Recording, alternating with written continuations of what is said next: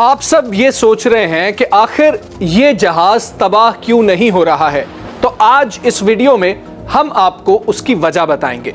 पाकिस्तानी जंगी जहाज किस तरह भारत के जदीद एयर डिफेंस सिस्टम से बचे, पाकिस्तानी पायलट्स ने किस तरह जमीन और फजा से फायर किए गए मिसाइल्स को नाकारा बनाया, भारतीय फजा में जब मिसाइलों की बारिश हो रही थी तो उन्होंने अपने एयरक्राफ्ट्स को किन खतरों से खेल कर बचाया, आइए इस वीडियो में यही जानते हैं। किसी भी अच्छे जंगी जहाज में जितनी सलाहियत जमीन पर या फजा में अपने टारगेट को हासिल करने की होती है, उतनी ही सलाहियत दुश्मन से बचने की होती है। किसी भी जंगी जहाज में मौजूद पायलट का इम्तिहान उस वक्त शुरू होता है जब तैयारे में लगा वार्निंग सिस्टम उसको खतरे से आगाह करता है कि उस पर मिसाइल हमला होने वाला है। तो चंद ही फैसलाकुन लम्हों में पायलट सोच लेता है कि उसने मिसाइल को किस टेक्निक के साथ डॉज करना है।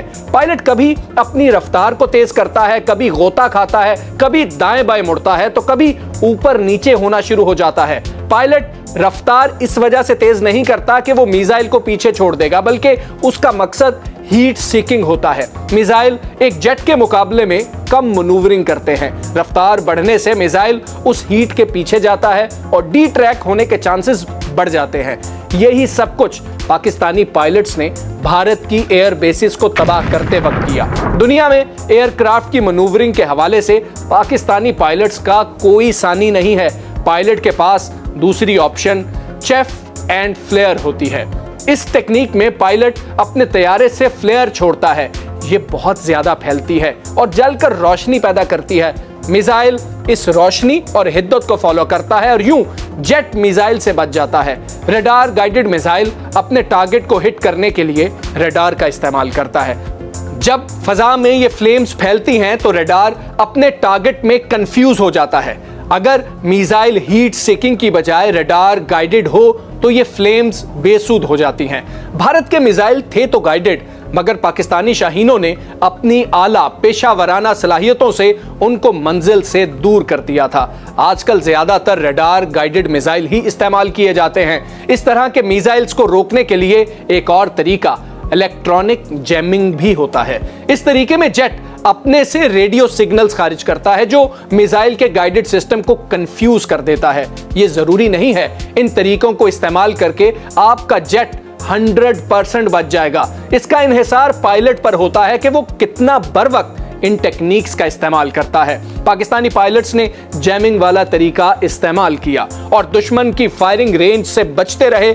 अगर जेट पर करीब से हमला किया जाता तो जेट के बचने के चांसेस बहुत कम हो जाते हैं।